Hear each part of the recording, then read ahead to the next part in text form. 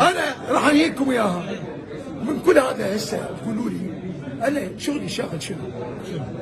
اسعد الناس. هاي الدعاوي اللي انا امشي بالشارع والناس تدعي لي، تعرف ايش تسوي بيها؟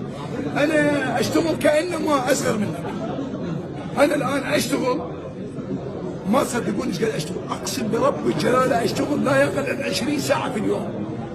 ليش؟ تعرف ليش؟ لان انا وين ما امشي بالشارع الناس تدعي لي. الناس تحملتني مسؤوليه كبيره وعندها ثقه بي. ولذلك اليوم هذا امانه، انا العراق وكره القدم ومنتخب العراق وكاس العالم امانه برقبه اخوان. واضح؟ رجال من اتوسل بالجميع اهدوا كافي، لان عندنا مهمه اكبر. يعني بمعنى شنو؟ يعني خلاص اتمنى انه خلاص حتى اللي يريد يحكي لكم ابعدوه، مثل ما وعدتوني هنا والتزمتوا بالوعد اللي قطعناه بيننا وبينكم، التزموا به هسه.